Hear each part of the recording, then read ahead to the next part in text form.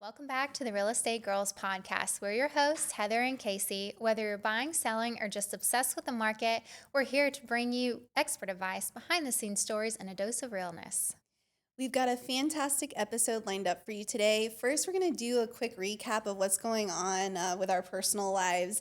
And then we have a quick market update to keep you up to date on the latest real estate trends and our personal experience with real estate and how we're feeling about the market. So the big thing that's in the news, as of July 30th, the Fed left the rates unchanged, holding the federal funds rate at 4.25 to 4.5. This is the fifth consecutive hold in 2025.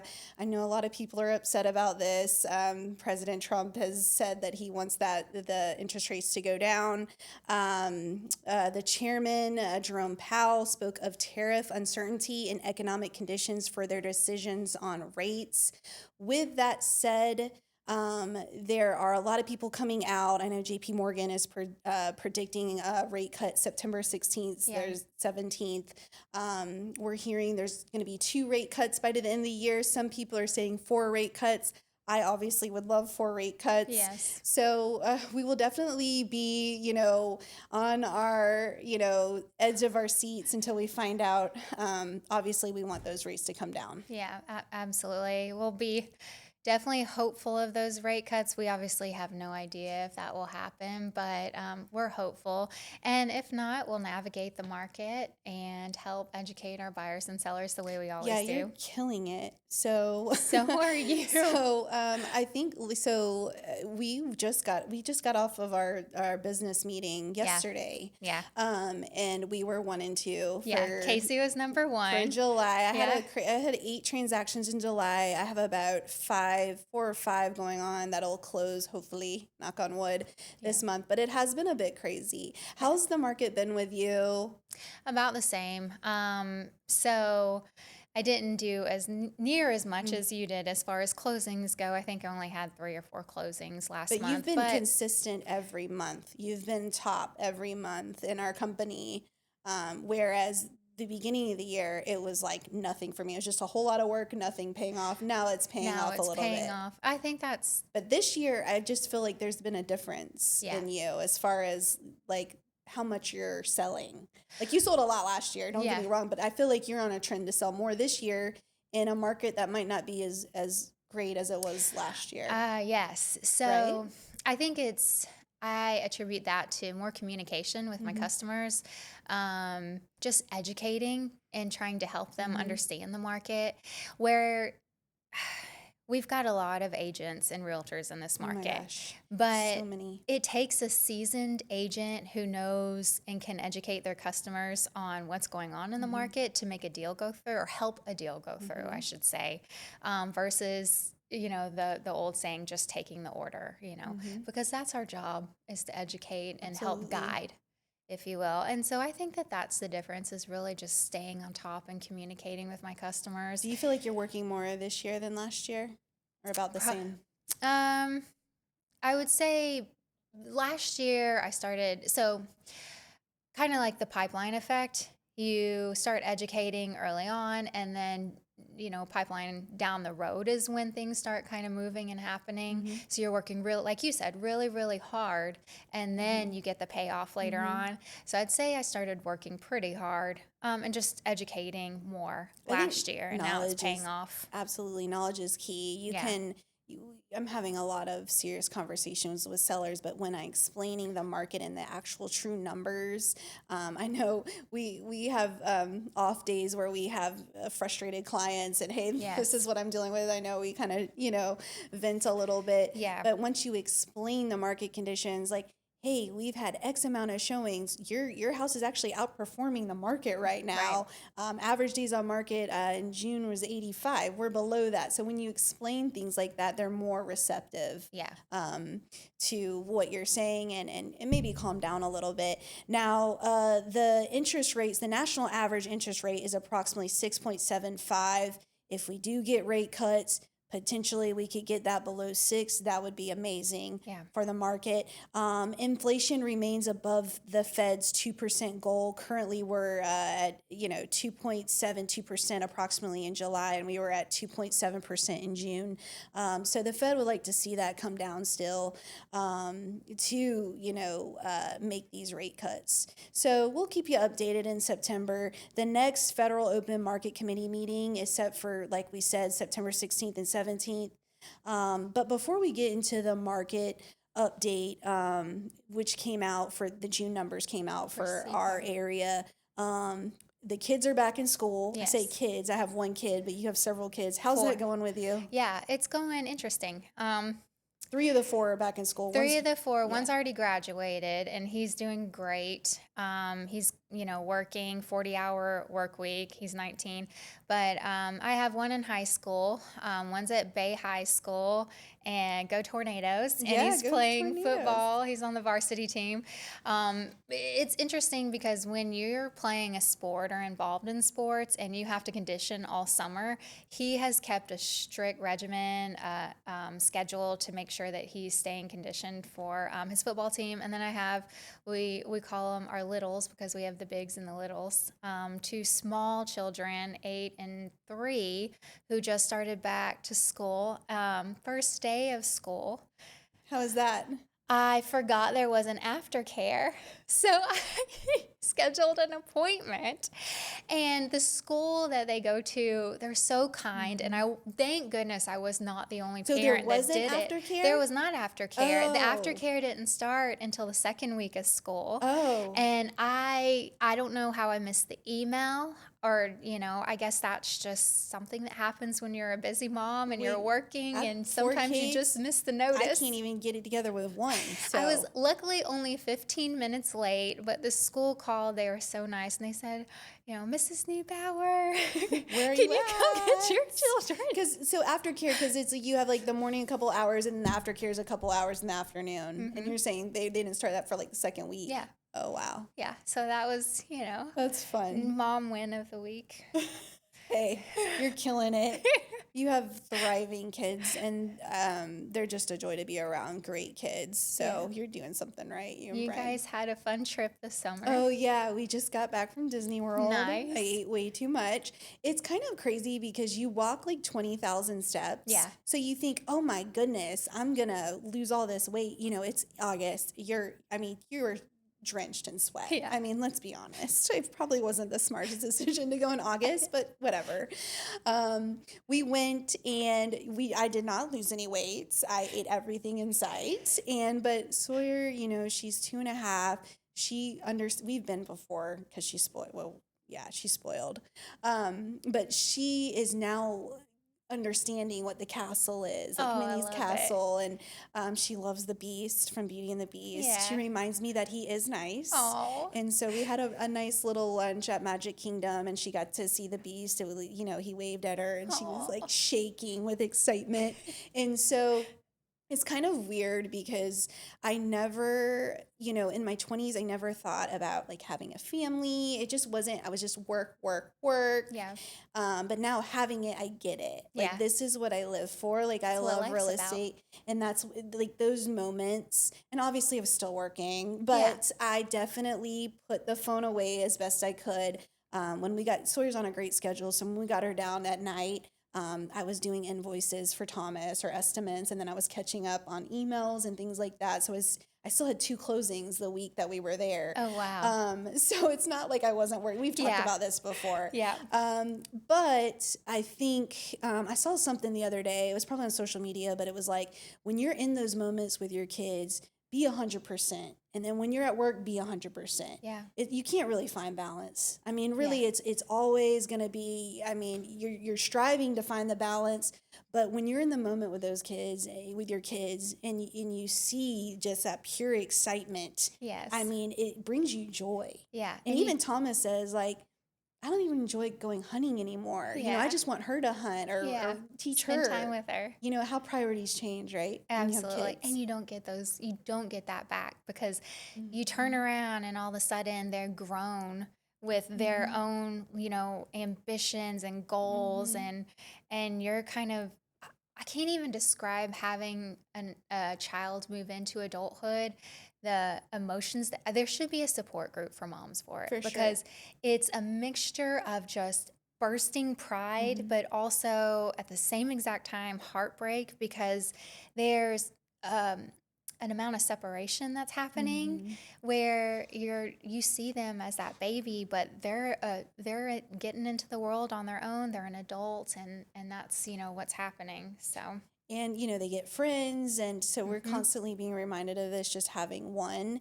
And I always tell Thomas, this is the best time of our lives right now. yes, Let's make the best of it. If you've had a bad day, it's all relative. yeah, Is it really a bad day? Because we get to tuck that little girl every night yes, into her a warm bed. She's healthy, she's happy. Like, this is what life is about. yeah, And sometimes we do have bad days in real estate. yeah, I mean, we have deals fall through and it's devastating. And especially when you put so much work into it. But at the end of the day, nothing beats that family that we have, and the feeling of, okay, everything's going to be okay as long as that little girl's okay. yeah, absolutely. I saw a quote that said, if it's not going to matter in 5 years, stop worrying about it and letting it I keep love you up that. at night. I love You that. know, So, why are we always thinking about so at much night? anxiety, I constantly lose sleep Me over too. real estate, but Me I'm going to too. keep that into perspective. Yep. Okay, the June 2025 statistics came out. Obviously, this is from our association. We're comparing stats from June of 2025 to June of 2024. Prices are softening slightly. The median sale price is 330,000. That's down 2.8 year over year. So not much change, but yeah, I mean, if you have a house in this price range or below, I mean, you're in pretty good shape because this is what is moving in this market. And what most people can afford. Absolutely. Sales volume has dropped. Total sales volume 212 million, down 13.1%. Fewer homes are closing. Between high interest rates and buyer hesitation, it has slowed activity, but this is also when serious buyers and sellers really stand out. Yeah, I mean, 13% down, but basically, if you look, closed sales are flat. So you have closed sales that are basically unchanged. You had 563 in the month of June, but how I interpret that is the high end stuff isn't selling Yeah. because overall, 212 million is 13% down. So maybe the same amount of homes are moving, but just lower priced. Yeah. And then we've talked about this time and time again, the monthly payment. I Yeah. mean, What's affordable. And are you seeing sellers take their home off the market? Because I I am. am. Yeah. I had one which I shouldn't have taken the listing to begin with Yeah. because it was a shorter listing agreement that I normally do not agree to. But it was a military family. I really was confident in my ability. And we actually did get it under contract, but it fell out of escrow because the buyer couldn't perform, which you're seeing a Darn. lot. You're Yeah. seeing a lot. And they decided to take the house off the market and lease it, rent it out Yeah. because they had moved and they can't afford the mortgage. Two mortgage And payments. yeah, I don't know if they had another mortgage or if they were renting either, or they couldn't afford two payments. And that's what it was. So we Yeah. took it off the market, and you lose some and you win some. Yeah. I wasn't seeing that at all right after COVID. I Yeah. mean, but now, I mean, definitely, but that was just a mistake that I made, and we are going to make mistakes still. Yeah. I mean, you've been in longer than I have, but I shouldn't have ever taken it. I have one similar to that. It expired. They let it expire, which I would have rather we canceled it because at least it's a mutual, you know. Right. But same situation. Mm-hmm. I told them, it's likely only going to sell for X amount.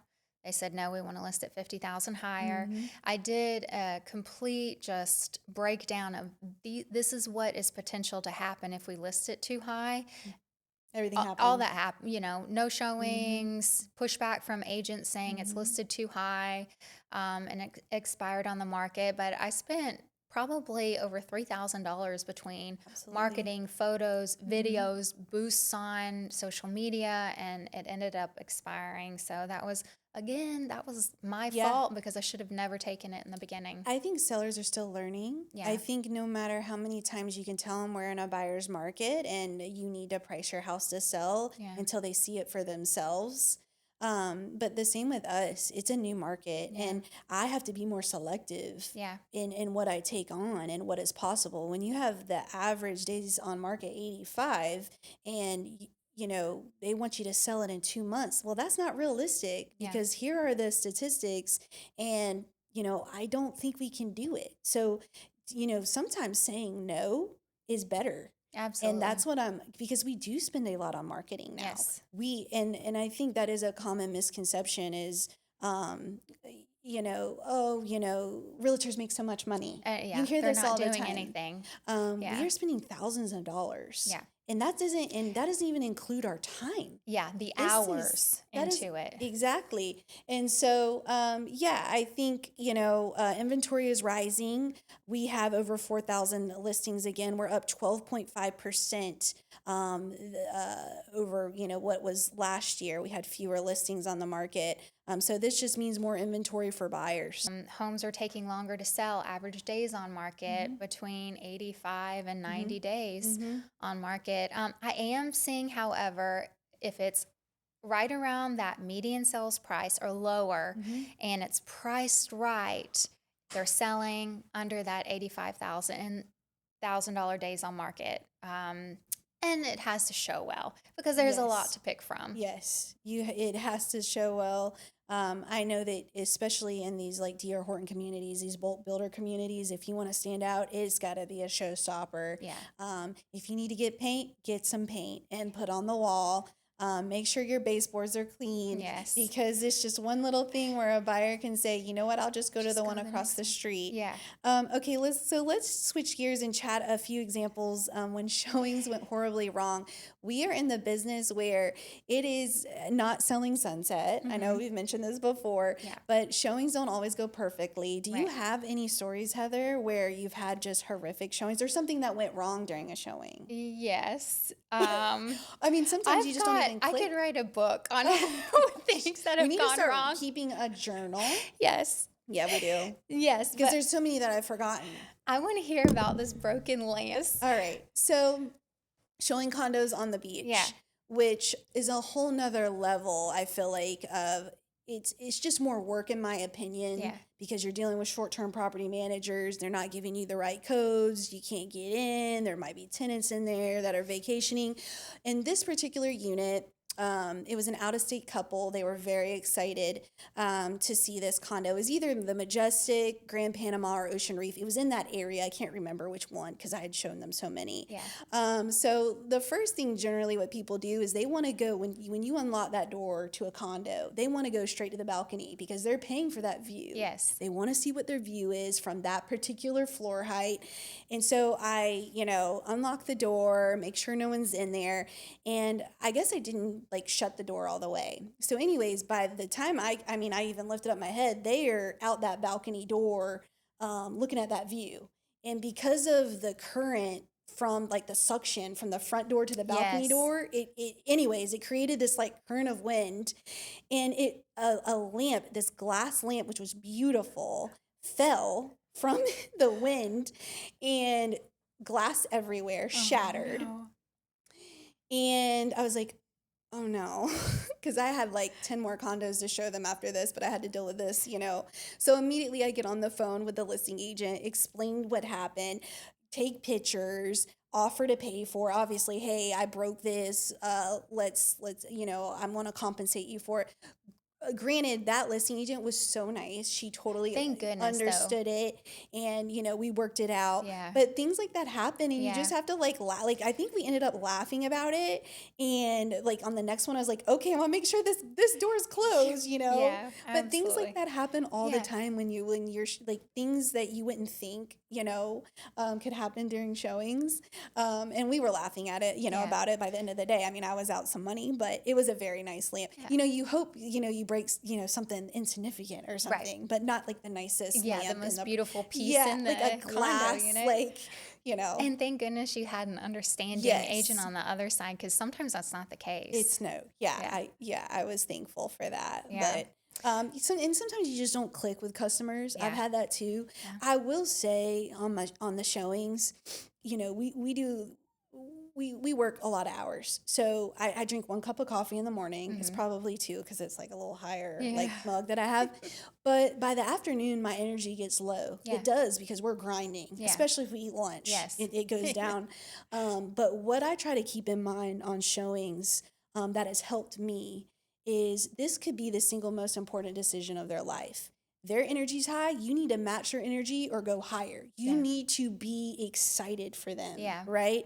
I'm not saying like let's do a cartwheel like in the middle of the house, Right. but you need to bring some energy. Yeah. You can't just be like open the door. Here's the house. Like look around. It's an experience for Yeah, them. Yeah. have that high energy, and I could be dead tired, and I give myself this pep talk in the car right before every showing. Hey, get your act Get together. it together. Get that energy spike. It's Yeah. just for a little bit, and then because you want to be engaged with your customer, you want them to know, hey, I'm excited for you as well. Yeah. I know this is exciting. Yeah. And And when someone's making the largest purchase of their entire life, maybe once or twice in their entire life, and they go back and remember that time, they're Right. going to remember you. Right. And you want to make it memorable. I remember once it was winter and like right after Christmas, and it was a couple that I had gone to high school. Well, the husband I had gone to high school with him,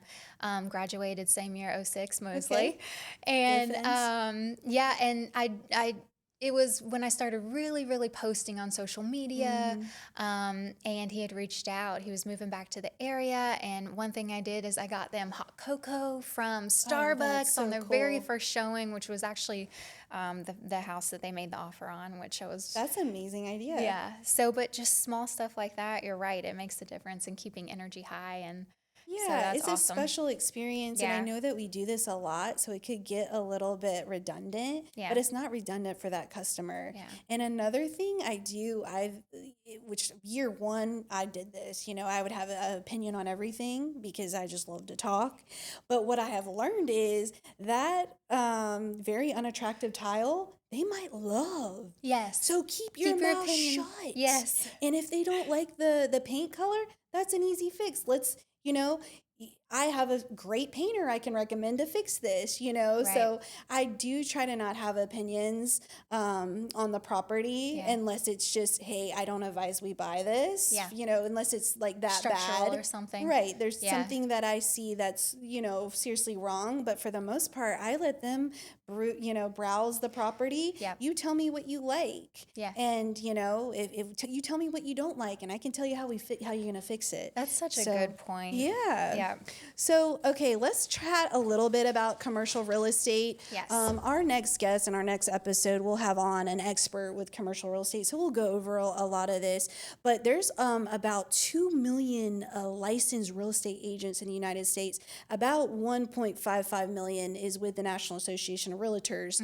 Now, of that 2 million, only 21% of agents handle actual commercial real estate, while Right. the remaining 79% specialize in residential transactions. Why is that?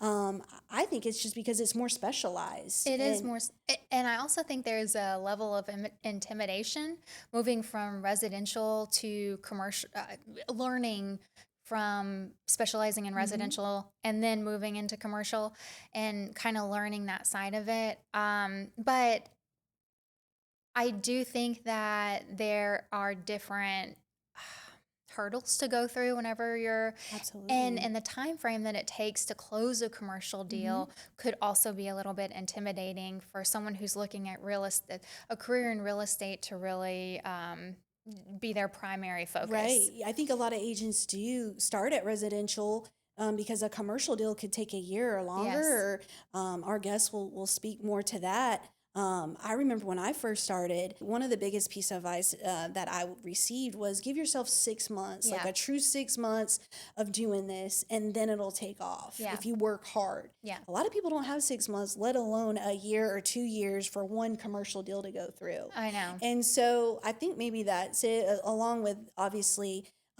you have to know the ins and outs of switching a property from, say a customer wants to take a residential to a commercial and what that involves. Mm-hmm. It's very tedious Oh, process. yeah. It could cost thousands of dollars. Like the application fees could be, I think in Panama City it's like $2,900. Yeah. If you're in Chipley, that's going to be about $500. It's based on what county you're in. Yeah.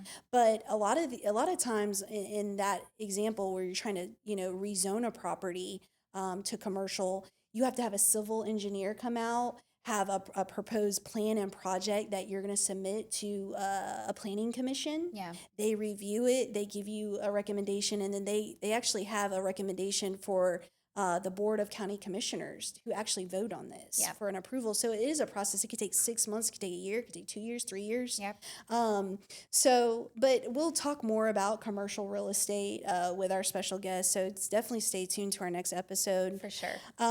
We like to answer a real estate question that is not commonly known. Heather, do property lines always match what is shown on the MLS or property appraiser's website? I love this question. No, not always. And we actually have a prime example of a property that we own together, and we are flipping. So the boundary. I just found out about this today. Yeah. Oh, did you? Because I went out to our flip Yeah. and Brian was showing me. Yes. Yeah. So if there is any recommendation that we can make as realtors, aside from getting a residential home inspection done and a WDO inspection done, which coincides, but get a survey completed, because the boundary lines that are on the property appraiser site, on the MLS, those are just estimated boundary lines. And so in our own personal situation, when we purchased this property, Didn't get a survey. we didn't get a survey done. But we are getting a survey done after the purchase while we're in the process of fixing up the home. And we found out that a neighbor's fence It's like is 3 foot. 5 feet on our property, over on our property. So now we're in the process of trying to get in touch with that neighbor before we tear their fence down, because it's on our property. And now it's, what I've talked about, Brian and Tom. I was with Thomas and Yeah. we went out there today. We had time. Was now once we get in touch with that property owner, which I tried to get a hold of her today actually, Yeah. is if you take that down, now you almost need to put a fence up to make that, because for the future buyer. Yeah. Because obviously the yard's a lot bigger than Yeah. we originally thought, and we don't want that encumbrance on them when they Right. buy the property. Absolutely. So And the owner of that property, when we had the survey done, he pulled up the flags. So nice. he probably, and this is an assumption, is under the impression that the survey is done wrong, because maybe he's looking at the property appraiser's map or something. But you have to keep in mind, those are just estimated boundary lines. They are not the accurate boundary lines. Yeah, we have a farm in Kentucky, and we were thinking about possibly putting a house on part of the farm or whatever. We have like a 1 acre, and then we have other acreage with an easement. But on that 1 acre, we got a survey done, and the farmer was not happy because he had been farming like a lot of that land. So when we put the stakes up, those stakes came down so fast. He was not happy because obviously there's income for him, but it wasn't his property, unfortunately. Yeah. So that's always fun. But Yeah. get a survey, and you can go to the Bay County property appraisers and get an idea of what the lines look like, but it's not accurate. Yeah. Yeah. Okay, so we like to end our podcast with a little motivational quote to get you through the week. This comes from Franklin Roosevelt, FDR. Obviously, he was the president that came in during, obviously after the Great Depression. He pulled us out of the Great Depression. The president before, Herbert Hoover, Obviously, you hear the term Hoovervilles, where the living conditions were really dire, and stock market plummeted. We didn't have FDIC that insured, with the banks that up to $250,000. We have all that now. Hmm. But FDR, he's one of my favorite presidents. He said, "When you come to the end of the rope, tie a knot and hang on." Right now, this quote feels especially relevant in real estate. Between high interest rates, tons of inventory, and longer days on market, it's easy for buyers, sellers, and even real estate agents to feel discouraged. Many are asking, is now the right time, or will things ever get easier? Yeah, I mean, just like this quote says, this is a time to hold on and not give up. I'd really like to know when he actually said this, because it seems like, he was pulling us out of the depression, Hmm. honestly. He was a leader in that, Yeah. creating the New Deal and things like that. But for buyers in a real estate market that we're currently in, be patient, be prepared. Rates might be higher, but so is your negotiating power. Yeah. You can get price. You can negotiate the price down in a lot of scenarios. You can get concessions. You can get your closing costs paid. So it's really an opportunity for you. Yeah. You may be able to negotiate buying down the rate. So, Absolutely. And sellers, obviously the frenzy is not here anymore that we saw after, COVID. But there are serious buyers in the yeah. market. And, if we get a rate cut in September, this market might explode. Who Yeah. knows? Yeah. So just be patient. Every cycle has its challenges, but also has opportunities. So the rope may feel thin right now, but that knot, your mindset, strategy, and your support system could help you hang on until conditions improve. Thank you for joining us on today's episode of The Real Estate Girls, where real estate meets real talk. We hope you're walking away with valuable insights and the confidence to navigate your next real estate move. So don't forget to subscribe, leave us a review, follow us on social media for behind the scenes content, upcoming episodes, and expert tips you don't want to miss. This is real advice, real insights. We are the Real Estate Girls. Drop us a comment and we'll talk to you soon. Thank you. Thanks.